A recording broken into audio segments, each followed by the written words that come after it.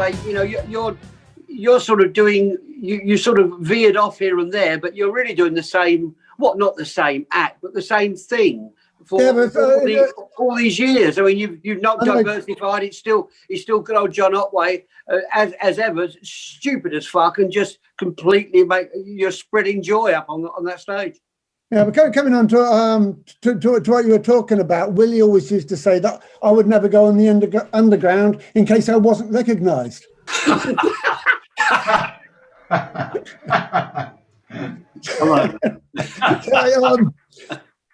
Yeah, I mean, it's. I mean, I just carried on doing it. I mean, as I mentioned earlier, I mean, the great thing about doing gigs is the fact that, you know, you go out and people tell you how great you are and buy you beer.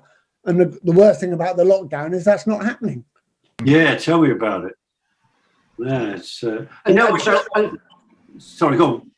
And just say, so what happens, John? I mean, there's so much one can do. I guess for all of us, for everyone that's involved, it's hard. It's finite what you can do without human contact, I suppose, John. But what have you got gigs lined up for? Next year now or Christmas? Yeah, or what?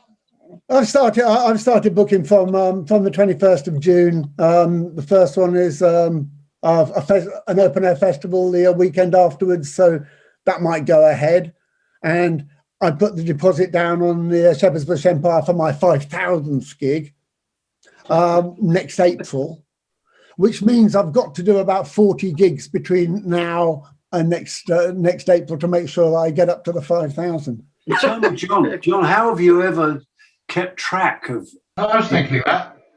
Yeah, it's amazing. I mean, I've been gigging since 1959, 60, I suppose.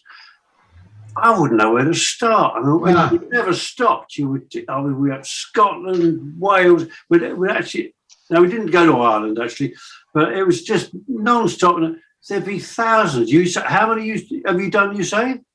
It'll be 5,000 in April. 5,000.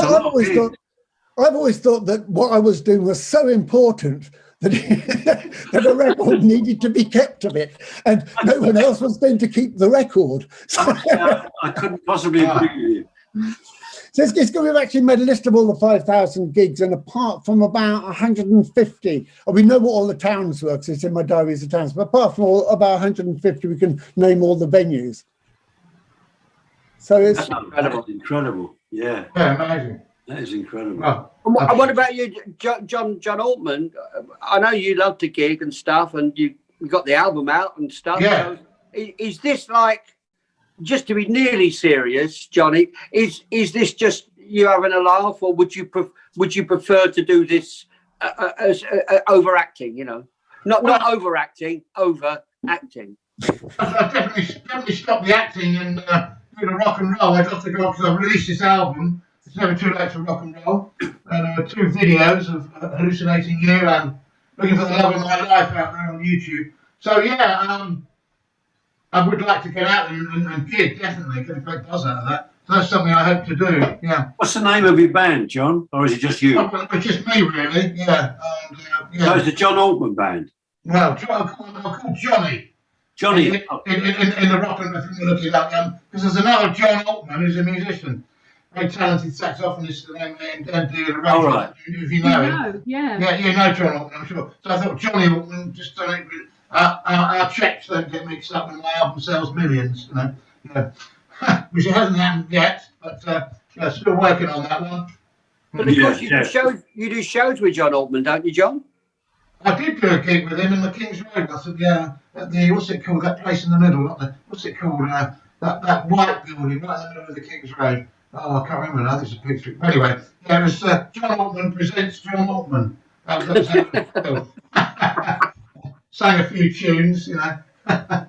Well, it's funny. You got the guy out of Eastenders plus the chap who sometimes conducts the Royal Philharmonic Orchestra and has got an Emmy for Titanic. So it's quite a mix. Yeah, quite a mix. Yes, that's what I love about our wacky world of showbiz. All kinds of things happen, you know, the most bizarre meetings of people. Yeah. I was just going to say, sorry, go on. No, go, John. But an embarrassing moment, if you want to end on embarrassing moments, I was doing Over for a Night in Blackpool It was a 70s music with Kid Creole, of Kid Creole and the Coconuts fame. Lovely guy. And I was singing New York, New York, dressed as a gangster with a corrupt cop and my bodyguard. And we were walking down the stage, and there were 2 cane chairs I had to jump up onto, yeah? Unfortunately, someone had placed the chair slightly off the mark, which you have on these in theatre, you know, you have a mark to put things on. And I went, just towards the end of this song, I just suddenly started going, it was like slow motion. I was kind of going over backwards, yeah? I mean, I could have really hurt myself badly. Next thing I know, I'm on my back, gazing up at all the lights, you know, and the band played on, because they couldn't see. We didn't have, like, monitors in those days, back in the 1997, I think it was. Anyway, yeah, so I'm lying on my back, and the audience roared with laughter. They thought it was part of the act. my 2 mates picked me up. I just managed to get my breath because the music was still going on. Caught up with it, you know, New York, you know, finished the number. And yeah, they thought it was part of that. I was lucky not to, I could have. Did you keep it in? Sorry? Did you keep it in? No. I got the award for falling over the most times. Because at the end of the show, at the end of the run, so I used to run up, I don't know if you know the Winter Garden, there's a big dressing room at the top I had. I used to run up these stairs and try and get up there. You play games on a long run, you know, just to amuse yourself. I ran up these stone stairs in these smart dress shoes, and I wore out the bottom of the sole. So one time as I was walking on for a scene, I kind of walked into this club and I just slipped over and straight over on my arse. There's another time I fell over as well. Wasn't through being drunk or anything. I mean, it was just bad luck, really. Yeah, fell over a few times in that show. But I didn't break a leg. It was all right. Because you're teetotal now, John, correct? For quite a while. 24 years, yeah. I drank everything there was, and yeah, so it came to a point where it just kind of escalated very slowly over the years, you know, without you knowing it, you know. That's a huge problem, actually, that people don't talk about. People talk about legalising drugs. Well, alcohol's a drug, and you can get it on every street corner. And it probably causes more problems, alcohol, than cocaine, heroin, marijuana, or any stuff like that, as far as I've seen. And I grew up in the 60s, so I tried most things along the way. It's all in the book, you know. It's in the nick of time. It's all in there if you want to read about it. So, yeah, I just feel really, I probably wouldn't. I gave up cigarettes as well. That was a tough one. That was about 17 years ago. So yeah, trying to keep healthy. Yeah, I'm trying. I mean, John Otway, you don't drink much. I hear you spill most of it. Is that correct? Keeps falling off that amp. I haven't missed the pub. I must admit, I haven't missed the pub. I mean. But John, do you have a few drinks before you go on stage, during, or after, or all three? Yeah, all three. I just drink beer. I just like beer. I've seen you drink. Yeah, quite a bit. What have you ever gone on stage pissed, John, and mucked your words up? Mind you, with your performance, it probably is, not being too cruel, but it might be hard for the audience to determine what's a mistake or not, because your performance is so ridiculous and unique. But you know, is it choreographed or how does it work with you? And I just think just make it. He's a natural. You can see it. I did a tour with a guy called Matilda the Stockbroker. We had a show together, and I'd do a bit and he'd do a bit. So I was sitting at the side of the stage watching him for about 3 weeks of the Edinburgh Festival, and I suddenly worked out that he didn't think before he opened his mouth, and I was quite amazed at how long the audience, how much freedom the audience would actually allow somebody. And so I never used to talk much on stage, but so I gave it a go and found out a wonderful technique was to not think about what you were going to say before you opened your mouth. And for me, it's odd. I found it worked.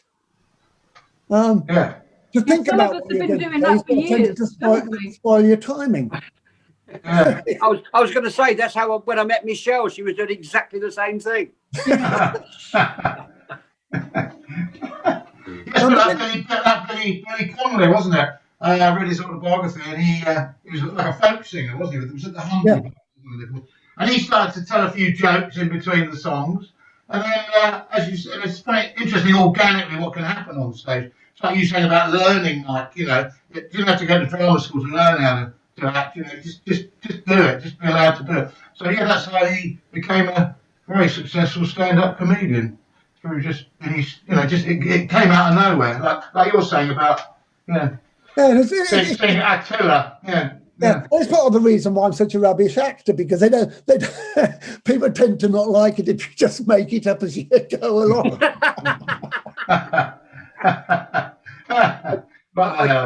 I think you're right, John. Having failed dreadfully at it, I know exactly what you mean.